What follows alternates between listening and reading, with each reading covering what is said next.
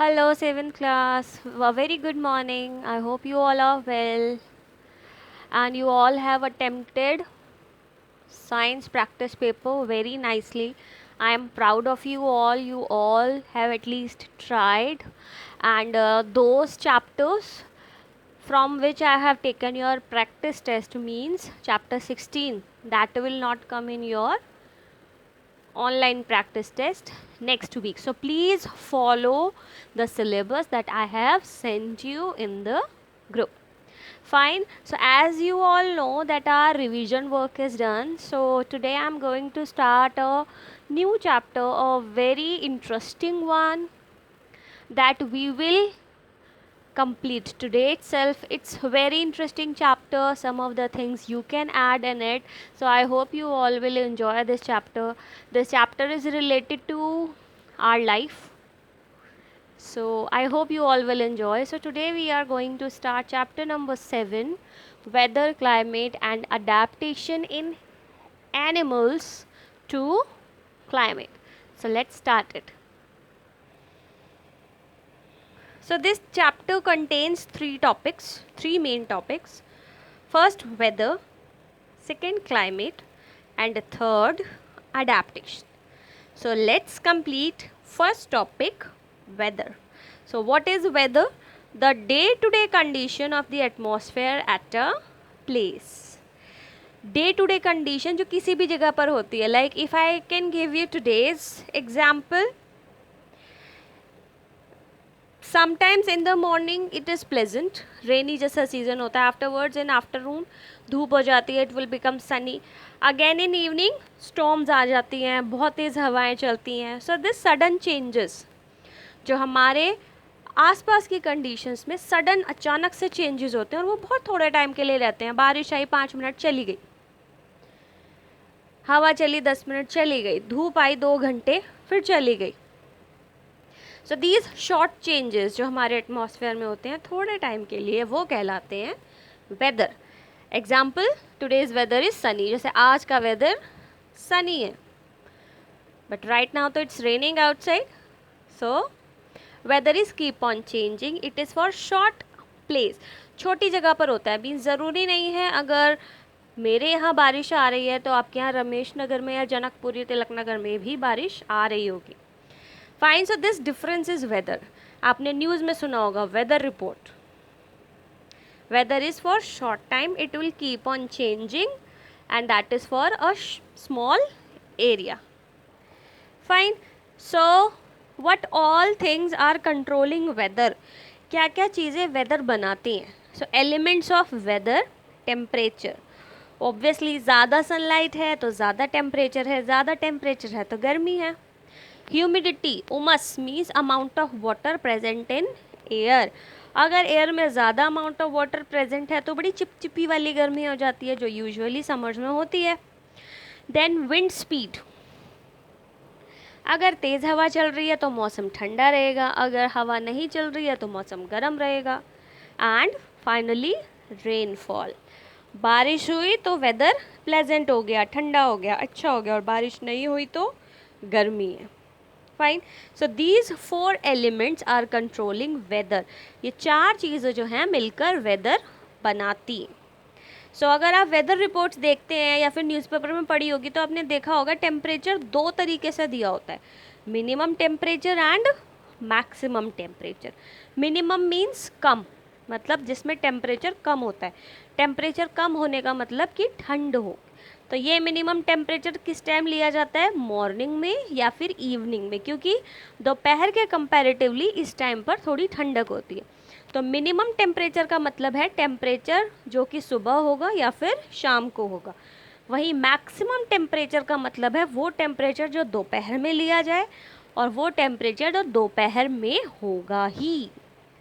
क्यों, ऐसा क्यों है? बिकॉज दोपहर में अगर आपने देखा हो तो सन बिल्कुल परपेंडिकुलरली 90 डिग्री पर होता है, बिल्कुल हमारे सर पर होता है, जिससे मैक्सिमम सन रेज अर्थ पर आती हैं और अर्थ का टेम्परेचर बढ़ जाता है. फाइन. सो अब देखिए, टेम्परेचर मिनिमम एंड मैक्सिमम है तो ऑब्वियसली कोई स्पेशल इंस्ट्रूमेंट ही होगा जो minimum and maximum temperature measure करेगा. सो इसके लिए मेजरिंग इंस्ट्रूमेंट है मिनिमम एंड मैक्सिमम थर्मोमीटर्स। मतलब कॉम्बिनेशन होता है, एक ही थर्मामीटर में दोनों टेम्परेचर्स लिए जा सकते हैं। तो एक थर्मामीटर को कहते हैं मिनिमम थर्मामीटर, एक को कहेंगे मैक्सिमम थर्मामीटर, तो दोनों को कुल मिला के कहेंगे minimum and maximum thermometer. So let's come to other topics. So 4 elements हैं वेदर के। तो फर्स्ट एलिमेंट हमने कैलकुलेट कर लिया है, टेम्परेचर को किससे कैलकुलेट करते हैं, मिनिमम एंड मैक्सिमम थर्मामीटर से। रेन, अब बारिश को कैसे कैलकुलेट करेंगे, वो इंस्ट्रूमेंट जिससे हम रेन को मेजर करते हैं उसे कहते हैं रेन गॉज। कुछ नहीं होता है, एक कंटेनर होता है जिसमें नंबर्स लिखे होते हैं, उसमें फ़नल लगाते हैं, कॉनिकल फ़नल, और उसे बारिश में रख दिया जाता है। घड़ी में टाइम देखा जाता है कि 1 मिनट में कितना पानी इसमें भरा है। जैसे कि मैंने लिखा है कि 5 ml वाटर जो है 1 मिनट में फिल हुआ है, तो मतलब रेनफॉल का रेट क्या है, 5 ml पर minute. Third element is wind speed, और विंड की स्पीड हम किससे मेजर करते हैं, एनीमोमीटर। ये आपने घरों पर देखा होगा या फिर कार्टून्स में देखा होगा, घरों के ऊपर एक 4 बोल्स होती है, मतलब 4 बोल जैसी चीज़ें होती हैं और उसके ऊपर एक एरो लगा होता है या फिर समटाइम्स कॉक होता है और वो घूमता रहता है गोल गोल। That is anemometer. जितनी तेज़ हवा आती है वो उतनी तेज़ घूमता है और उसी से कैलकुलेट किया जाता है कि विंड की स्पीड क्या है। Fine, with this our topic weather is complete. Now let's come to climate.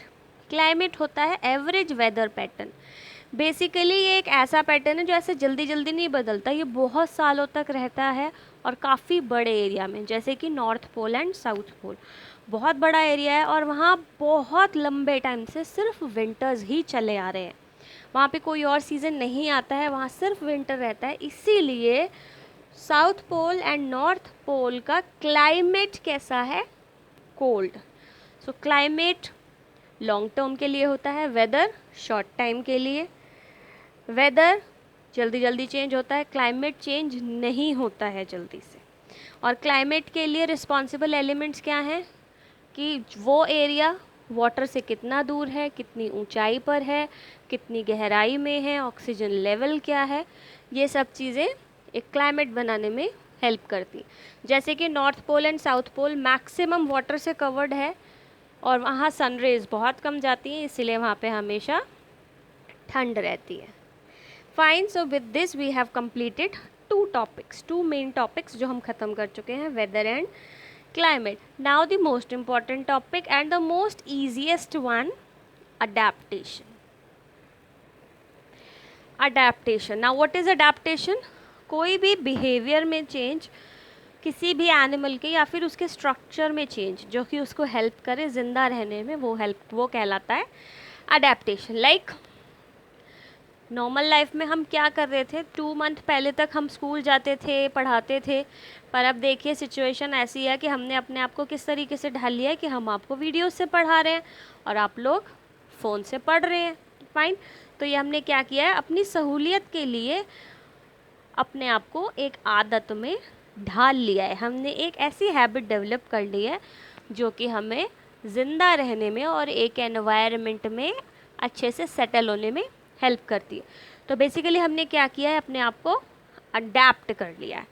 जैसे विंटर्स में सर्दी लगी तो स्वेटर पहन लिया, समर्स में गर्मी लगी तो एसी चला लिया, राइट। तो वो कैरेक्टर्स जो हमें ज़िंदा रहने में हेल्प करते हैं वो कहलाती है अडेप्टेशन। नाउ अडेप्टेशंस, आप सब डिस्कवरी चैनल देखते हैं, नेशनल ज्योग्राफिक देखते हैं, बहुत से एनिमल्स डिफरेंट अडेप्टेशंस करते हैं। तो सबसे पहले हम अडेप्टेशन डिस्कस करेंगे पोलर रीजन की, मींस नॉर्थ पोल और साउथ पोल, वहाँ पे कौन से एनिमल्स रहते हैं और वो वहाँ कैसे ज़िंदा रहते हैं। So first polar region animal is polar bear. I hope आप सबने टेलीविजन्स में पोलर बेयर देखा है। What is the colour of polar bear? Polar bear का कलर क्या होता है? वाइट। पर आपको पता है पोलर बेयर्स के जो हेयर्स होते हैं वो ट्रांसपेरेंट होते हैं, उनमें कोई कलर्स नहीं होता। लेकिन जब हम ट्रांसपेरेंट शीट्स को एक दूसरे के ऊपर रखते हैं तो वो हमें येलो दिखाई देती है। इसी तरीके से जो पोलर बेयर है वो हमें वाइट दिखाई देता है। Now why polar bear is white? वो वाइट क्यों है? क्योंकि पोलर बेयर रहता है बर्फ़ में, और बर्फ़ का क्या कलर होता है? वाइट। ताकि पोलर बेयर अपने शिकारियों से खुद को बचा सके और वाइट कलर में ही मिक्स हो जाए, इसे कहते हैं camouflage. So polar bears are very interesting, बहुत बड़े होते हैं, very big in size. Polar region का टेम्परेचर बहुत कम होता है, इसलिए ऑब्वियसली उनकी बॉडी पे बहुत ज़्यादा हेयर्स होते हैं। तो they are white in colour, 2 layers of fur, उनमें 2 लेयर्स होती है फर की, फैट की। पहले बाल हो गए, 2 लेयर्स बाल हो गए, फिर मोटी सी लेयर होती है फैट की। बहुत सारा फैट होता है उनके फर के अंदर, जिससे उनकी बॉडी हीट उनके अंदर ही रहती है और वो ऐसे टेम्परेचर में भी ज़िंदा रह सकते हैं। नाउ ठंडी चीज़ों में खुशबू आती है? नहीं आती है। मम्मी गरम खाना बनाती है तो उसमें बहुत अच्छी खुशबू दूर तक आ जाती है, पर ठंडे खाने में कोई खुशबू नहीं आती। तो ऑब्वियसली अब पोलर बियर्स पोलर रीजन में रहते हैं, ठंडे इलाके में, उनके पास भी नहीं आती किसी भी अपने खाने की स्मेल। तो इसीलिए उन्होंने, गॉड ने उनको क्या गिफ्ट किया? Very good sense of smell. वो बहुत अच्छे से स्मेल कर सकते हैं। मीन्स अगर 2 किलोमीटर्स दूर भी है उनका फूड, तो वो उसको स्मेल करके उसको ढूंढ सकते हैं। अब सपोज उनका फूड वो पानी के अंदर है और आपको पता है पोलर रीजन तो सारा जम जाता है, तो अब उस बर्फ़ को तोड़ने के लिए भी कुछ करना पड़ेगा। तो इसलिए जो उनके क्लॉज होते हैं, जो उनके पंजे होते हैं, वो बहुत ब्रॉड होते हैं ताकि वो आराम से चल सके बर्फ़ के ऊपर। सेकेंडली जो उनके पंजे होते हैं, जो क्लॉज होते हैं, उसमें नेल्स होते हैं बड़े बड़े, वो बहुत बहुत लंबे होते हैं और शार्प होते हैं, ताकि जब वो जंप करें स्नो के अंदर या आइस के ऊपर, वो इजीली ब्रेक हो जाए। फाइन। नाउ पोलर रीजन का टेम्परेचर हमेशा कम रहता है, लेकिन पोलर बेयर को भी गर्मी लगती है। तो जब कभी उनको गर्मी लगती है तो वो क्या करते हैं? ठंडे पानी में डुबकी लगा लेते हैं। तो वो क्या है? वो है वेरी गुड स्विमर्स, बहुत अच्छे तैराक हैं। इतनी बड़ी हैवी बॉडी होने के बावजूद भी वो डूबते नहीं हैं, वो बहुत अच्छे से स्विम करते हैं। नाउ लास्ट, जैसे हमारे घर में ठंड हो जाती है बहुत ज़्यादा तो नींद आती है ना, सिमिलरली जो पोलर बेयर्स होते हैं वो अपने आप को बचाने के लिए और अपने बेबीज़ को बचाने के लिए क्या करते हैं? गो इन डीप स्लीप। वो बहुत लंबे टाइम तक सोते हैं, मीन्स 3 to 6 months। जब तक पोलर रीजन पे कोल्ड क्लाइमेट होता है, ठंड होती है, वो सो जाते हैं। और उस पीरियड में ना वो खाते हैं ना वो बाहर निकलते हैं, वो डेन में सोते रहते हैं। अब क्वेश्चन ये, अगर वो सोते रहेंगे तो वो खाएंगे कैसे? और खाएंगे नहीं तो मर जाएंगे। तो वो क्या करते हैं? वो सोने से पहले इतना ज़्यादा खा लेते हैं और इतने मोटे हो जाते हैं कि जो उनकी फ़ैट की लेयर है उसी से उनको फूड मिलता रहता है। तो जब वो 6 months बाद निकलते हैं तो वो बहुत स्लिम ट्रिम होते हैं। फाइन। तो deep sleep of polar bears को कहा जाता है हाइबरनेशन। ये इनके लिए बहुत ज़रूरी है, प्रोटेक्शन के लिए और इनके बेबीज़ को बिग करने के लिए। Fine. Now let's come to the flightless bird, penguin. Penguins are black and white in colour. Black and white मतलब जब उनको ठंड लगती है तो वो क्या करते हैं? ब्लैक, जो अपनी पीठ होती है, जो ब्लैक कलर होता है, उसको सन के साइड कर लेते हैं ताकि वो जो ब्लैक कलर है हीट एब्जॉर्ब कर ले।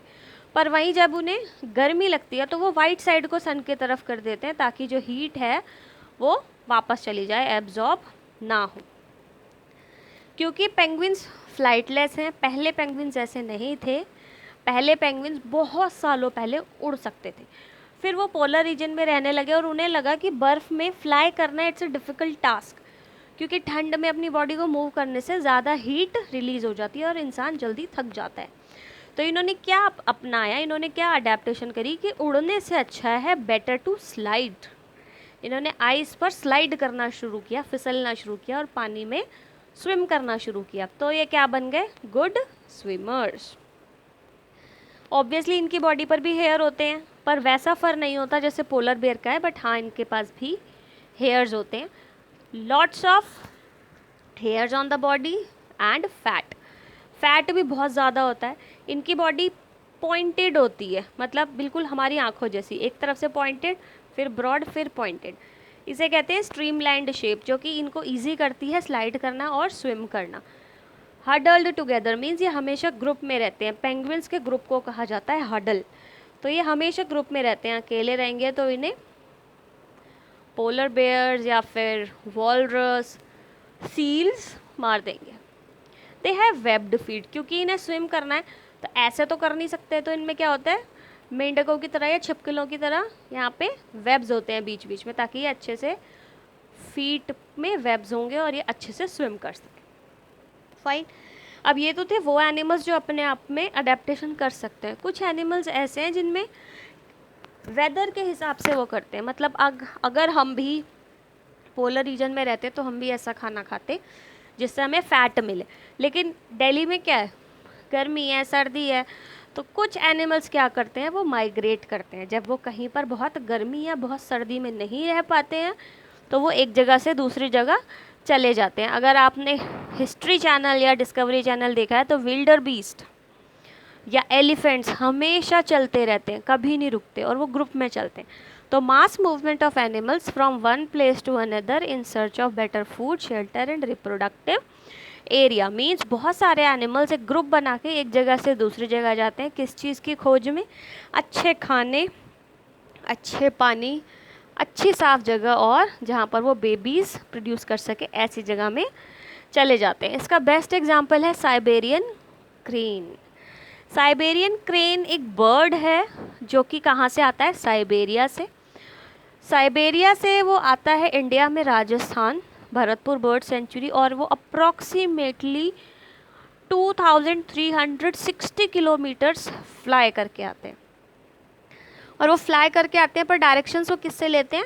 सन से। वो सन को फॉलो करते हैं, इंडिया तक आते हैं, क्योंकि साइबेरिया में ठंड बहुत ज़्यादा होती है, -200 -300 टेम्परेचर, तो वहाँ पर बर्ड्स नहीं रह पाती। तो वहाँ विंटर्स आने से पहले बर्ड्स क्या करती हैं? इंडिया में आ जाती हैं।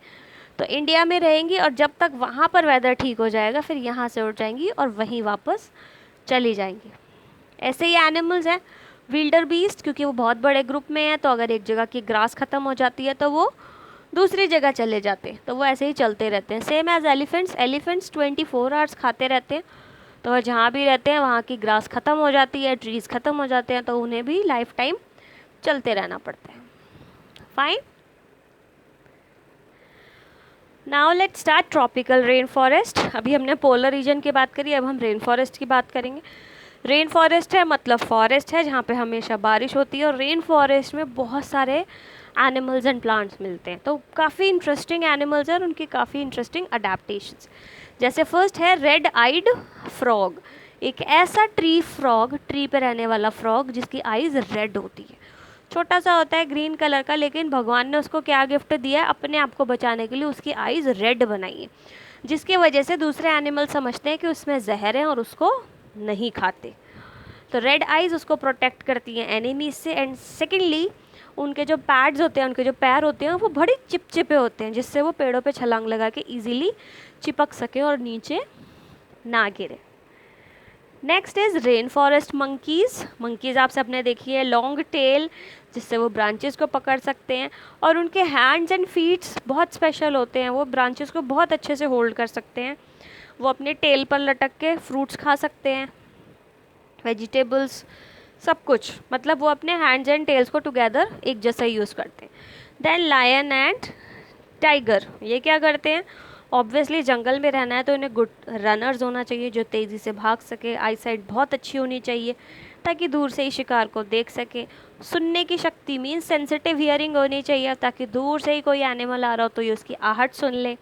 इनकी स्किन थिक होती है, इसीलिए जब इन पे कोई एनिमल अटैक करता है तो जल्दी से ब्लीडिंग नहीं होती। हमारी डेलिकेट होती है, कट जाती है, इनकी इतनी इजीली नहीं कटती। And camouflage, lion brown colour की ग्रास में छुप सकता है, ऐसे ही टाइगर छुप सकता है। तो ये छुपने की जो कला होती है, the adaptation in animals to mix up in the environment, अपने ही एनवायरनमेंट में मिक्सअप हो जाना कहलाता है कैमोफ्लाज।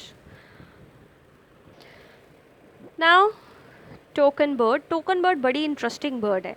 इसकी बीक इसकी बॉडी का ऑलमोस्ट हाफ होता है, मीन्स जितनी बड़ी ये खुद होती है उतनी बड़ी ही इसकी बीक होती है।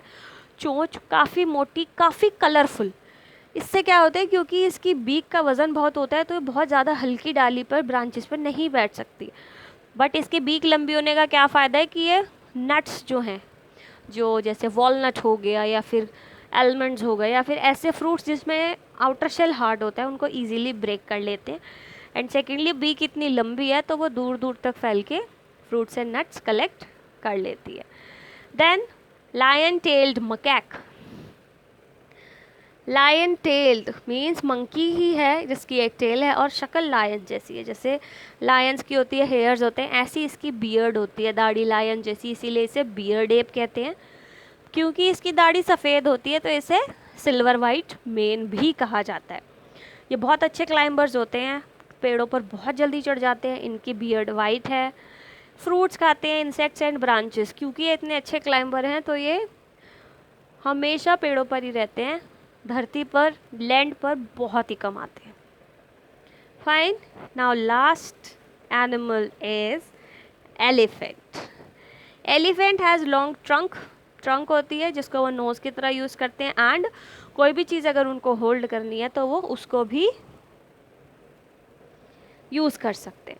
आपको पता है एक एनिमल को बॉर्न होने में 2 ईयर्स लग जाते हैं, मीन्स जैसे ह्यूमंस में एक बेबी 9 मंथ्स में प्रोड्यूस हो जाता है, एक एलिफेंट 2 ईयर्स में पैदा होता है। और उसमें से सबसे ज़्यादा टाइम जो है उसकी ट्रंक, मतलब जो उसकी सूंड होती है उसको बनने में लगता है। सबसे ज़्यादा मसल्स उसमें होती हैं और बोनलेस, ठीक है। पर ये इससे देख नहीं सकते, जैसे कार्टून्स में दिखाते हैं एलिफेंट ने अपनी सूंड से देख लिया, दैट इज़ नॉनसेंस, ऐसा नहीं होता है। एलिफेंट्स के बिग ईयर्स होते हैं, बहुत बड़े बड़े कान, और उनकी आंखें बहुत छोटी होती हैं। तो क्योंकि उनके बड़े बड़े कान हैं इसलिए वो बहुत ज़्यादा सुन पाते हैं। सेंसिटिव मीन्स थोड़ा सा साउंड भी उनको सुनाई देता है। दूसरा, वो अपने कानों को पंखे की तरह हिलाते रहते हैं, इससे क्या होता है हवा उनके कानों के आसपास जाती है और उनका जो बॉडी का टेम्परेचर है वो कम हो जाता है। आपको पता है 5 डिग्री तक वो अपना बॉडी टेम्परेचर कम कर सकते हैं, सिर्फ ऐसे ही ईयर्स हिला हिला के। देन उनके जो फीट हैं, जो पैर हैं, वो बड़े गोल गोल होते हैं ताकि वो बिना आवाज़ किए साइलेंटली चले जाएं। जो लायन हैं, जो प्रेडेटर्स हैं, उनको पता ही ना चले कि एलिफेंट्स जा रहे हैं। और अपनी ट्रंक से वो पानी को स्मेल कर सकते हैं, धरती के अंदर, अर्थ के अंदर वो वाटर को स्मेल करते हैं और उसी से पी लेते हैं।